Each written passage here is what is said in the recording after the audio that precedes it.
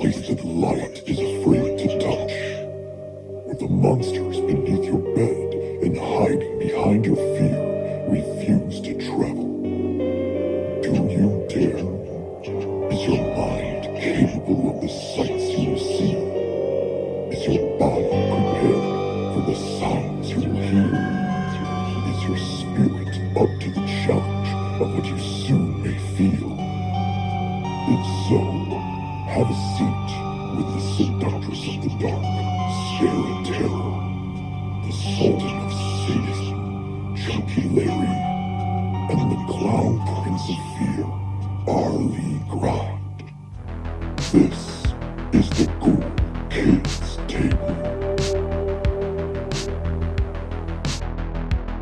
Greetings, fellow insomniacs. It's your friend in fright, Chunky Larry from the Ghoul Kids Table, welcoming you to another Ghoul Kids Countdown. We are doing another top 5 this week. This week, because we had covered the Black Phone, we decided that we were going to talk about kind of impromptu our top 5 killers that aren't supernatural in horror.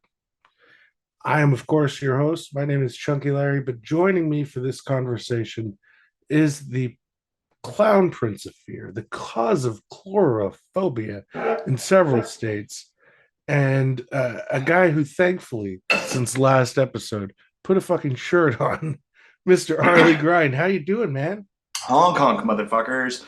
I'm doing well. I'm doing well. Fucking honk indeed. Yeah. Yeah. So we were wrapping up on our conversation on the Black Phone, available now where you listen to podcasts, and you had tossed out the idea of doing a top 5 killers that aren't supernatural, and I'd said, you know what, let's fucking do that. But I also said, don't write a list, let's fucking just go. Yeah, and you were like, absolutely. It seems a little wild, but I'm a clown, so I'm down to get down. This clown's always down. So let's talk about, because in the world of horror, there are a lot of preconceptions when you think about horror villains. And more often than not, it's that they're, otherworldly, supernatural, something that you have to overcome. It's never really focused on that it could possibly be your next door neighbor, the guy that you fucking bump into at the grocery store. That in reality is what we deal with on a daily basis. There are plenty of times in our lives where we cross paths with fucking absolute psychos and we don't even know it because we just look at them as another person. So I'm reminded of that X-ray tech that showed up on the Exorcist. I think he was an X-ray tech. Turned out that he killed some people, like after that movie, or was it or right before? I can't remember the details. But he's on screen. He's only on screen for a couple seconds, but he's there, and come to find out, he kills people. So. Yeah, so we have a weird fascination as well, I'd say, with serial killers. Just in general, our culture seems to be fixated on them. The show Dahmer was one of the biggest shows of 2022, and it's about somebody that's a real life monster, and we're just so intrigued by it that we go along with it. And I often think about a film like Natural Born Killers. Natural Born Killers is about these cross country serial killers that are treated like heroes, almost like Charles Manson or Ted Bundy. And it got me to thinking, why is it that we worship these people that do these awful things? What do you think? So I think these people have gained notoriety through media, and that has kind of started. So, and we could take this back to the Old West, where Billy the Kid was a celebrated anti Jesse James. We Mhm. have these gunslingers that have killed a lot of people in cold blood. Some of it justified, some of it not justified. And in our minds, it's just like our fascination with comic book heroes and stuff like Superman and stuff like that. These are people that do things that we can't. And what strikes me odd is our obsession with the people that do bad things. Is there something inside of us? Is there something in the back recesses of our mind that we have these urges, but we keep them under control? And listening to these stories, watching these stories, it's a catharsis. It's a cathartic process for us that we get a little bit of that darkness out of us, or Yeah. we get to kind of, not really live through it, but live vicariously through these fictional and real life characters. And That's my thought. yeah, so there's also the weird distancing and differentiation between these horror characters and real life murderers. And I think that some of us are able to differentiate between the two, but there's a good portion of people that don't seem to be able to find that balance where they could say, I think Freddy Krueger is a cool fucking monster in a horror movie, but if Freddy Krueger were to exist in reality, he'd be an awful fucking person. He's a child murderer. Right. He's a child rapist. Like that's not somebody that you idolize, but as a character, it is an interesting, intriguing character. And and to be able to separate those two things, I think gets lost by a lot of horror fans. And that it leads to this obsession with like true crime, you know, because that is totally its own fucking audience. And I'm not casting, dispersions or trying to shit on anybody, but it's, what is it about it that it intrigues you? You know what I mean? So, did you watch the show Mindhunter on Netflix? I didn't. Oh Is my it God. is it worth a watch? I am obsessed with that show. It's basically about how the FBI developed their serial killer profiling Uh-huh. program. It's fascinating. And when I listen to true crime and when I listen to documentary or watch documentaries about serial killers or whatever, I approach the subject from that aspect, that investigative, like what happened to this person, like what led them down this path. Yeah. You know, you got like the Hillside Stranglers in L.A. It was a cocky machismo uncle who basically got his nephew, like manipulated his nephew to go around and strangle people in L.A. back Mm. in what 72, 1970s, I believe. And that's interesting to me is the psychological aspect and what creates the monster. That's my thing to it. But I don't really understand the people that obsess. So Charles Manson was married twice in prison, like two ladies, I think, married him. Something like that. Yeah, and that's weird because he's Yeah. not even a serial killer. He didn't kill anybody, but he's regarded as this evil, heinous mastermind. I don't know. But like the people that like the Ted Bundy, and I watched Dahmer, and Uh, it was an interesting thing. But I'm also looking at it from this, like how they portrayed the incidents, and I was looking at how the victims were lured in. Like I wanted to see how his mind worked because that interested me, uh, and other people are simping over Evan Peters, who's a fantastic actor, he's good looking great in guy, that fucking show. and he's a good looking guy. Great in that show, though. He is. He's absolutely fantastic. Um, but yeah, it's weird. that there are a demographic out there that simp. I just learned this word. I finally figured out. I'm old, guys. I'm old. I didn't, but there's this demographic that simps over these people, and now I'm intrigued about what makes them tick. Like, what's attractive? So if you're listening or watching, drop a comment. Tell Yeah. me, tell us, like, what is so fascinating about these individuals that sucks you in? Because I mean, I guess I fall into that demographic because I'm interested in the psychology of it all. Yeah. So I mean, technically, I guess I fall in there. And so there's a ton of killers that aren't necessarily otherworldly within cinema throughout the history of cinema. And we're going to obviously be breaking them down. What do you think is the reason that those characters tended to stand out through the course of time? I think because we kind of talked about it in our review of the Black Phone, Mm, this could happen.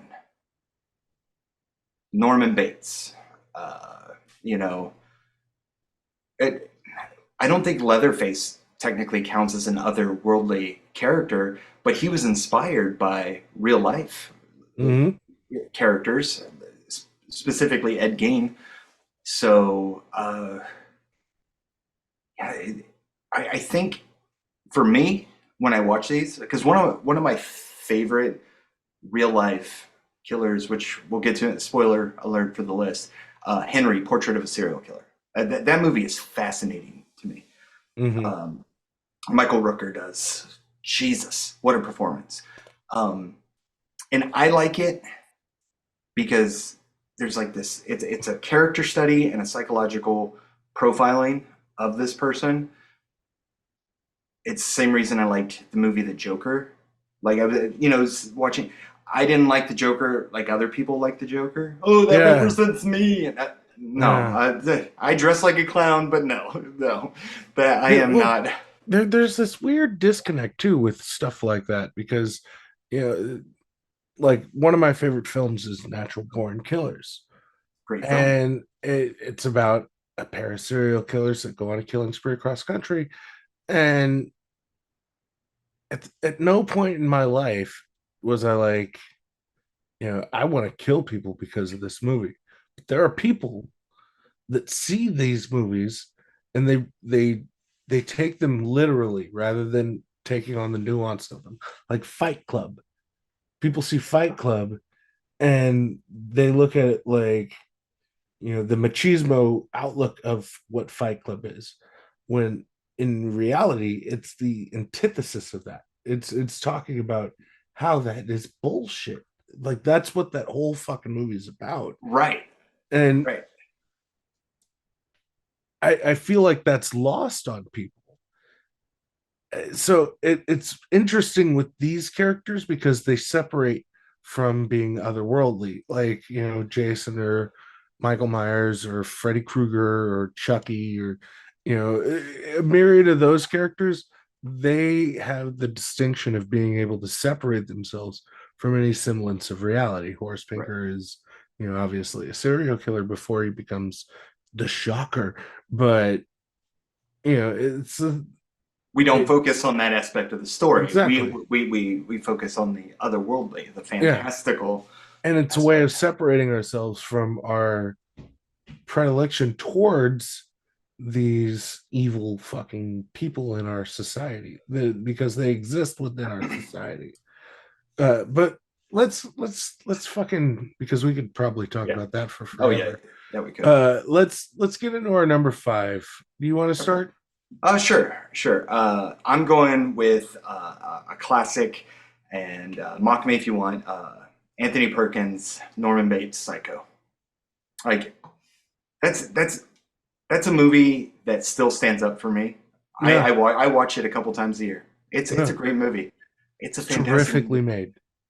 So well made. Terrifically made. And Anthony And Perkins, like Jesus, what a performance! genius performance. But Genius. like I think it's also the genius direction of that because a lot of that is in its editing. Oh It's yeah. obviously you have to have something on the frame to edit, but a lot of that film is its editing. The brilliance of Psycho for me is its editing, and it's a terrific fucking movie, but it's also a terrific look at psychosis. Yeah. Uh, for me, my number five is the Firefly Family from House of a Thousand Corpses, The Devil's Rejects, and Three from Hell. I Very love this nice. fucking family. I do too. And, it sucks to put them as low as I did, but at the same time, that's just the way that it is. That's the way that the cookie fucking crumbles sometimes. Because there's four other fucking things that I enjoy more. Yeah. But there's total plausibility to what that family is. Oh, Just, absolutely.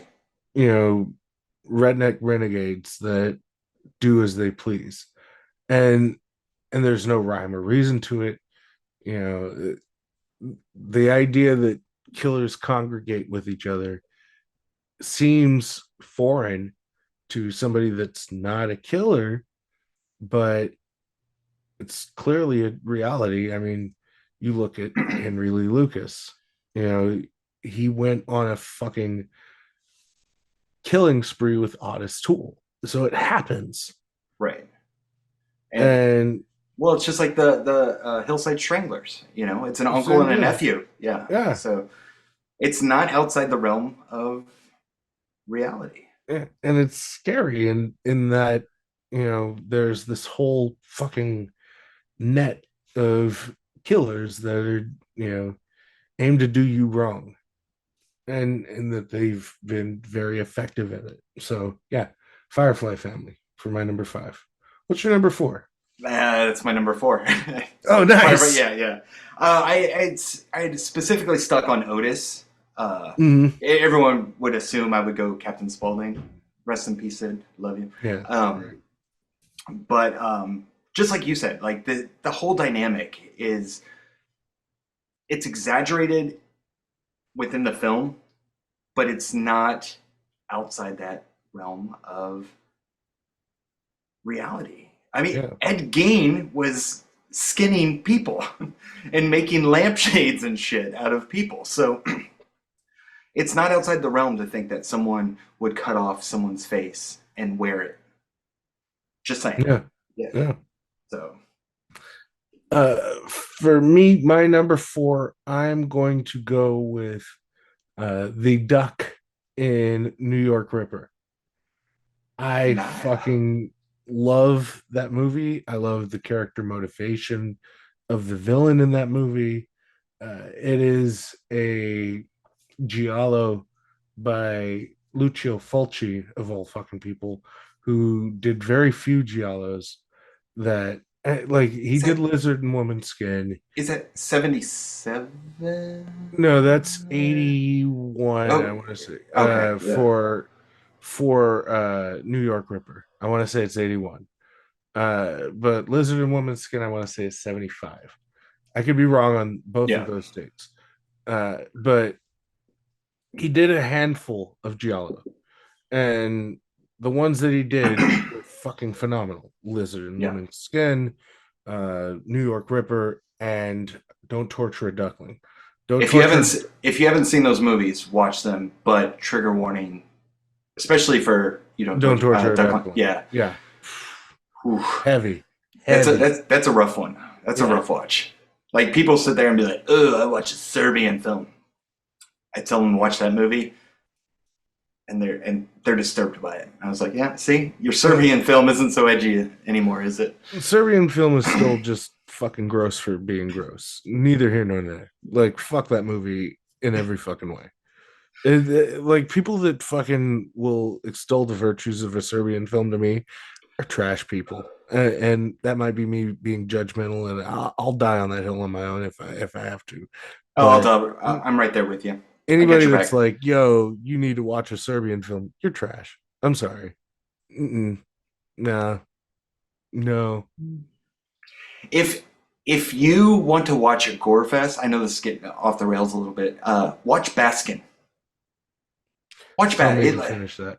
Oh, I oh. still need to get into like I It's always get to chicken fucking, and then I'm just like, oh, I got other shit I gotta do because you really have to like dedicate yourself to watching it. you get to a certain point of that movie, and you can't turn away. Mhm. And it's a weird. Uh, every person that I've watched this with, they've been like, "Oh no, no," and I was like, "Are you gonna leave?" And they're like, "I can't turn away." And it's just the visual aspects. But sorry, off course. What's your number three? My number three is going to be Henry from Henry Portrait of a Serial Killer. Already briefly kind of touched on that. Fantastic performance by Michael Rooker. It's a great character study. It shows the psychology, but it's not beating you over the head with the psychology. Like you listen to him talk about his mom, and you just and he has this weird moral code, Mhm. like you would think someone like unlike Otis Driftwood, who has no moral code at all. Henry has a moral code. It's skewed, but it's just such an interesting film, and it's good. It's dated, but it's definitely a good film. Yeah, my number three is also Henry Portrait of a Serial Killer. Nice. Um, Henry Lee Lucas is a vile human being. Otis Toole, even more so. Um, if you've ever, I did a bit of a deep dive on Otis Toole for a podcast that I had used to do for like this fucking long called Dylan and Chunky's Horrifying Tales of Horror. But I did this deep dive on Otis Toole, and his fucking story is horrid, like from every single bit. And I feel like they captured the madness of what it is to be a serial killer in that fucking film. It just expertly and perfectly. And Michael Rooker's performance as Henry Lee Lucas is It's it's powerful yeah, shit. It yeah. really is. It's And the relationships in the film and the way that it plays out, it's heavy. The way that they will show the aftermath of violence and you hear the sounds of the violence while you're looking at the aftermath, chef's kiss. oh yeah, It's so goddamn heavy.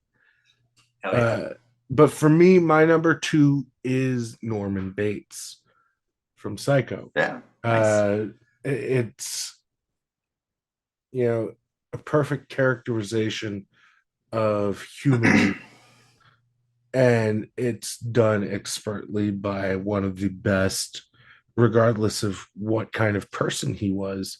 He was a terrific fucking filmmaker. And this is built, like I said earlier, solely on its fucking editing. Like the writing is solid, the performances are stellar, but this lives and dies by the way that it's cut, Yeah, the way that like not just the shower scene, because everybody will sit there and they'll talk you to death about the shower scene, right. but the way that it's paced from point A to fucking final frame is, it's just, it's masterwork of filmmaking. And then you have just a career making performance for Anthony Perkins, and you know the shock of the kill for Janet Leigh. But in reality, this film lives and dies with its editing because it sets the tone for every single moment. The stuff in the beginning where she's with her boyfriend Sam, and they do that slow kind of pan in through the curtains, and like all of that shit just fucking is necessary, because then it builds from when she steals the money to when she's talking to the cop, and then it hits this weird place where when she gets to the hotel, and then the pacing kind of changes with her interaction with Norman. Like I watched that film all the time because it's a masterclass of what you should do to make an intelligent fucking horror movie. It's damn near perfect. See, like you said, people talk about the shower scene, but that scene prior to the shower scene, where he makes the sandwiches, Mm-hmm. and they're eating the sandwiches. Mm-hmm. There is so much tension in that, and part of it is the performance, but part of it is also the editing and how that all works out. When the private detective gets slashed in the face and he goes down the stairs, like it's Brilliant. brilliant. Yeah. It's just like everything about that fucking movie is just it's timed perfectly. It flows in like genius territories in the sense that it just the way that the movie itself flows is so goddamn natural. It can't be, anything other than expertly fucking mapped. And that's what it was. It was somebody that knew exactly what they wanted and made exactly what they wanted. What's your number two? My number two is Elijah Wood's Frank Zito from Really? the remake of Maniac. Yeah, yeah, Really? yeah. And really, that just it's more of a nod to Elijah Wood's performance from start to finish. Uh, I think he nails it, and you he performs throughout the film, and there's these moments where you feel it's almost like you're inside him and you're feeling what he's feeling, and I just think that's really awesome, and the whole premise behind Maniac, the whole story is intriguing, and it just in a weird way it makes sense. Like I could see this having happened in the 70s or 80s easily, and so yeah, that's my number two. I know, crazy, right? yeah, especially because my number one is the original Maniac. Joe Nice. Spinell. Yeah. This is like, to me, one of the best character studies of psychosis, and it's done in really understated ways.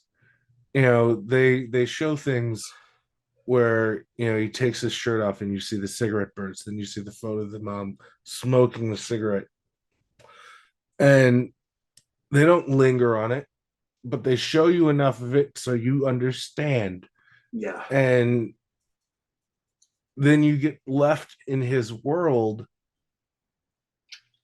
and him talking to the dummies. And there's one specific scene where he's talking about, the one where he says, "I warned you not to go out tonight," and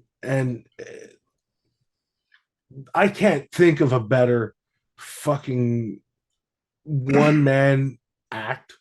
Like, I would love to see a one man show of Maniac. Just somebody in a fucking bedroom, Yeah. and you don't see anything other than him being in the bedroom, and eventually the dummies come to life. Like, I would fucking love that. And you look at, I mean, you look at everything else that Joe Spinell ever fucking did. It's good, but But it's not. it's not Maniac. It's not Maniac. No, it's not. Yeah. You look at everything else that William Lustig fucking did. It's really good, but it's not fucking No, Maniac. right. Right. Like I love Vigilante, but it ain't no fucking Maniac. I love the Maniac cop movies, but it ain't fucking Maniac. Maniac is a perfect movie.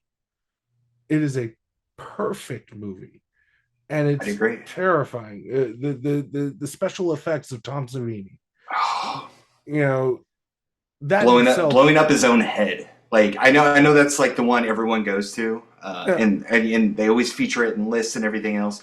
It's a masterclass of special makeup effects. The is. scalping Yes, is fucking brilliant looking. it really is. It's And some of Tom Savini's best and most underrated work. yes, that being like his go-to fucking thing to make each one of those things feel, because you get it more than once, Right. so it has to feel in each one.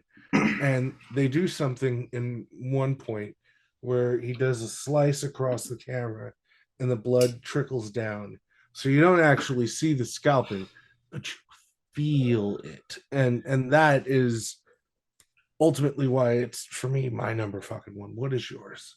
Okay, so and this is a cheat, and a lot of people dislike this movie. I've debated its merits as a horror movie and everything else. But my number one is Stuntman Mike from Death Proof. I love it. I love it. So, because I have so much fun with that movie and I have so much fun with that character. And I went to stunt school in LA Uh, and I met people like Stuntman Mike. One of my instructors was like Stuntman, like he was living in his past, and he never went past. He worked on a couple Stallone movies. mhm. He was on Cobra and one of the Rambos. But anyways, I digress. Cobra is one of Delilah's favorite movies. Is it really? Yeah, her and Cujo. They love it. That's crazy. That's crazy. Yeah. It's a good movie. It's a good movie. Movie. It's a good movie until you hear the stories about like what happened during the production, Yeah. and then you're like, can you imagine if all of that hadn't happened? How good it would have been? It would have been better. It's a dope fucking movie though. It Dope. is. Dope. Yeah. Dope. I'm not racist. But yeah, Stuntman Mike, Kurt Russell's performance is fantastic. I don't admire him, and I love that he gets his comeuppance, and he like I love that ending. Yeah. They're just beating the fucking shit out of him. Yeah, I love that shit. Like it's I love so that good. he's like crying and whining and like Yeah, I that power dynamic shit. He's Yeah. got control all the time, and then finally he's driving away, and Yeah. he's kind of laughing, and he's like, Yeah. I did it, like he's relieved, and it's like, not so tough, are you now, Stuntman Mike? And yeah, but yeah, Stuntman Mike is, and like I said, I'm kind of cheating here. I just really enjoy that movie, and I really enjoy that performance. that movie made me fucking go see Vanishing Point. And Vanishing Okay. Point is a terrific fucking movie. Like It is. if you haven't fucking seen Vanishing Point, see Vanishing Point. Like I used to do this exploitation podcast, and I reviewed that and Dirty Mary Crazy Larry. Yeah, Dirty Mary Crazy Larry is also awesome, but I'm gonna have to check it Vanishing out. Point is a fucking brilliant movie, and to use that as the catalyst for this slasher film where the weapon is a car. Yeah. I And love well, Tarantino. that's another aspect of the movie I like, because I love Christine so much. Like Tarantino's kind of brought in some aspects of Christine. Christine kills people. The car kills people. Yeah. Technically, the car kills people in this one. But yeah, and I think we all have seen or met a stuntman Mike in real life. Yeah.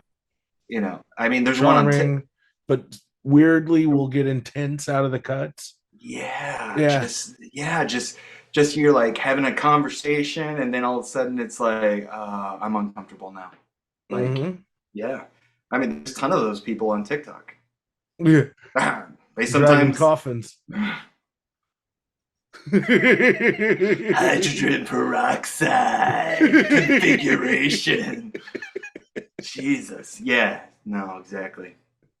But yeah. I know, weird. It's a weird choice, Yeah. but it's a good choice. It's a fun choice. Dig it. I think that our lists, weirdly, this time around, were very different than each Yeah. other's. Which I mean, we which had a is couple nice. we had some similar ones. Yeah, But yeah. Norman Bates and Henry Fisher, the serial killer, and Firefly. Oh wow! And Frank Zito. Just different versions. Shit. Yeah. Shit.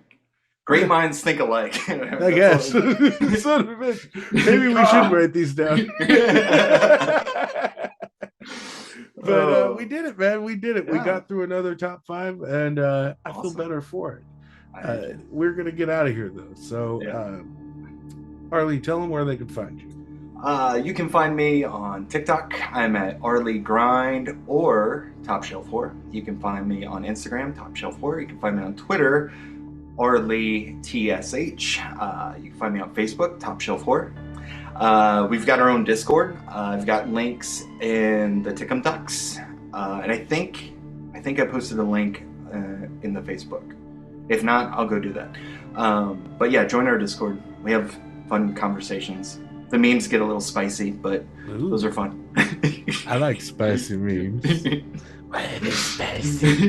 Why is it spicy? But if you want to find out more about the Ghoul Kids Table, you can do that in a couple of different ways. You could start by liking us on Facebook, facebook.com/Ghoul Kids Table, following us on Twitter @Ghoul Kids Table, following us on Instagram @GKT Podcast, and on the Tickum Talks @Ghoul_Kids_Table. If you haven't checked out our YouTube page, you should absolutely do that. It's chock full of shit. There's creature feature reviews, there's history of horror, there's top shelf horror, where you can get your boozies on and do it in a very horrific way. Or you can go and listen back to some of our previous countdowns or some of our previous reviews in video format. It's all available for you on YouTube. You can watch a video of me being chased by the Grinch. That's fun. It's a fun 5 seconds. Yeah. He just wanted his onion. But it's all there for you. We've got there. shorts. We've got all kinds of shit. We're trying to just satiate whatever fucking Ghoul Kid urge you might have. But with that being said, we're going to get out of here.